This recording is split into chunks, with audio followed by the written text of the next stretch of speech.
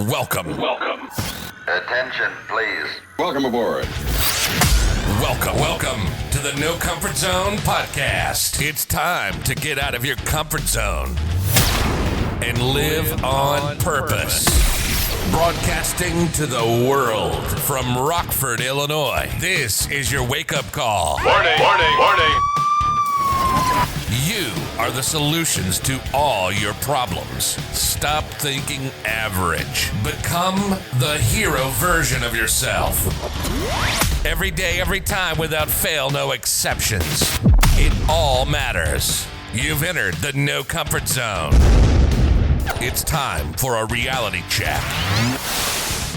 Hey, welcome back to the No Comfort Zone. This is Dan Brzezowski. I wanted to touch base with you and try to stay back on track in regards to our leaders in action and the questions that I've been asked when I did a 75-minute presentation to a few leaders. These are the questions that came up after the 8-week course, and I've gone through 3 of them so far. And what I'm going to do is just jump right into question number 4, and that is from what is one piece of advice you wish you had known early pertaining to successful leadership? This was the hardest part because most of us find ourselves to be extremely ambitious that listen to this podcast. Maybe you're not, but I think for the most part, the viewer that I'm talking to is somebody who's ambitious, that had some adversity, that have faced some challenges, that has gone after success and keeps either coming up short or isn't to where they want to be at to the fullest extent of where they know they could. They can't be at their potential yet. So they're working towards it. And this is that podcast that actually talks about that. So when I listen to a question like that, and what's the one piece of knowledge that they were looking to early in, pertaining to successful leadership, well, I come up with the same thing over and over again. Because we're ambitious, because we want to go to a certain place within our career, we find ourselves trying to do everything. That's why we're at where we're at. There's a difference between everybody else and leaders. And when you realize that you get into this servant role and the accomplishment that you've had because your ability to solve problems, your ability to accomplish goals, your ability to get things done is really what it comes down to. And that's why you're in the position that you're in. Or if that's the position you want to get in, those are the activities that you need to do. You need to start creating some results, massive results that serve the greater good, that serve the bigger picture. And when you do that for a consistent period of time, you're going to get an opportunity to be in leadership. The fact is, you already are. Even the receptionists that I work with and the people that work in support areas are leaders in their own right because it's like General Patton said, lead, follow, or get out of the way. So the biggest thing that I've learned that I would say early is that I didn't do, this is a fail, is that I decided as a leader, if it wasn't getting done the right way, I would jump in right away to get it done.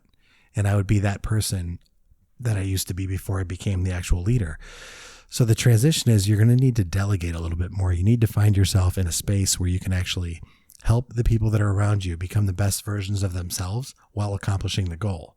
So that when the next challenge, opportunity, or objective shows up, you're in a really good position to have the right team around you because you're letting them be the heroes.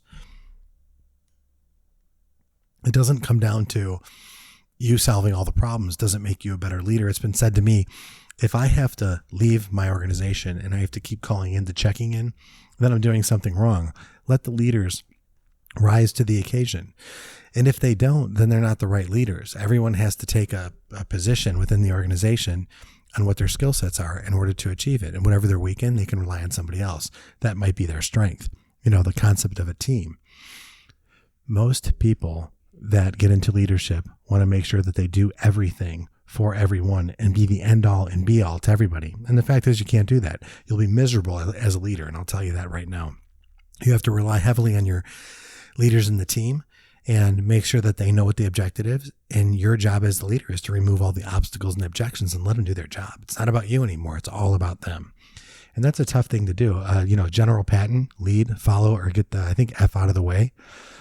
Boy, I learned that in the Marines, actually, of all places. And I would want to say that's one of the biggest things that I've learned. Sometimes you just got to give ownership to the person that's leading the cause or in that aspect, or they have the better vantage point. You have to transfer leadership. And in the book, Extreme Ownership by Jocko, what you want to do is take a look at that. What level of leadership do you want to have? Do you just want to be the dictator, or do you want your people to rise above and challenge them on a regular basis so that they become the best versions of themselves for everybody around them. It's really up to you.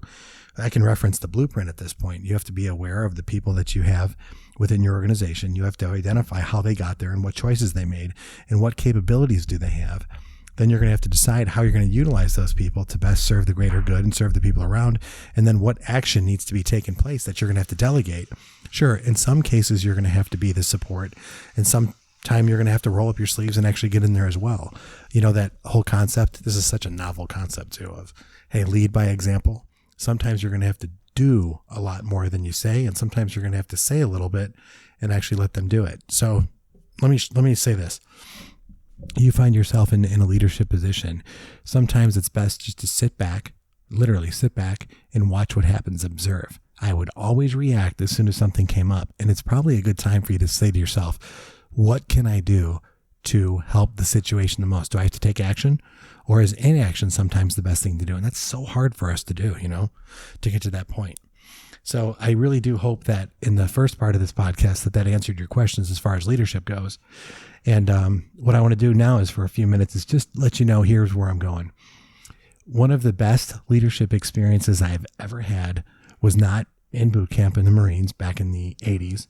It wasn't when I was in Okinawa. It wasn't when I was in Quantico, and I have great experiences in all those areas when I was in the Marines.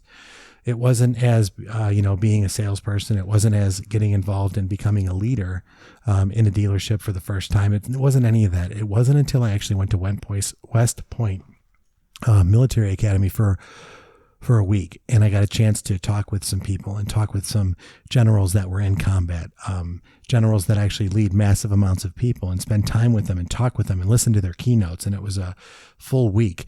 And it was a great experience because we got a chance to learn about leadership and then apply that leadership in combat type chaotic environments. And one of the cool things that I learned in that was, it's a saying that they have there at West Point, and it's people, what is it? Mission first, people always. Mission first. What's the mission? But people always. And I want to go back to what I learned when I was studying personal growth and development back when Norman Schwarzkopf was a general and he was commanding the coalition, and the objective that he had to unite all these different military personnel from different countries and different cultures and ethnic backgrounds and religious beliefs. And the whole goal was he had to define what it was and to keep it super simple. Whatever the objective is, whatever your win is, whatever that is, you just have to keep it simple. And you always have to refer to what the goal is. And that's so hard to do because there's so many variables that these people want to come up with. But in the end of the day, it's what is going to help you achieve your goal. What's the objective? Keep it so simple that everyone in your command and in your leadership can understand. And what I came away with was from that power talk from Tony Robbins and General Norman Schwarzkopf was he asked everybody, what's the goal? And that was basically to get Saddam out of Iraq. That was the goal back then, to get Saddam out. And when somebody asks, but based another country and their religious beliefs and their culture was, yeah, but we're going to have a lot of prisoners, a lot of women and a lot of children and refugees. And in our culture, we can't touch women. And that was one of the things that was said in the power talk. And what was astonishing was Norman Schwarzkopf, the great leader that he was, and you got to give him that. He was a great leader. It was, what does that have to do with getting Saddam out of Iraq? And I keep thinking about that back from the 90s when I heard about it, when I learned about it. I did not go to Desert Storm Shield. I was in during the time period, but I never went. So that was something very near and dear to my heart as a Marine. While I was at Quantico, that was actually happening. And a lot of the Marines did go over there to deal with that. But the interesting part is that the name General Norman Schwarzkopf is such a highly regarded leader. And when he kept it so simple as, what does that have to do about getting Saddam out?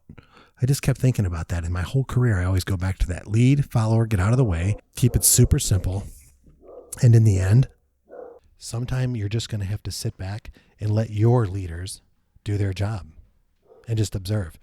So, hey, thanks a lot for listening. I appreciate you tuning into the No Comfort Zone podcast, Success and Failure in the No Comfort Zone, a reality check. But this one's about leadership. And I want to say this, when you find your purpose in life, you can definitely lead on purpose. say goodbye. Want more of the No Comfort Zone?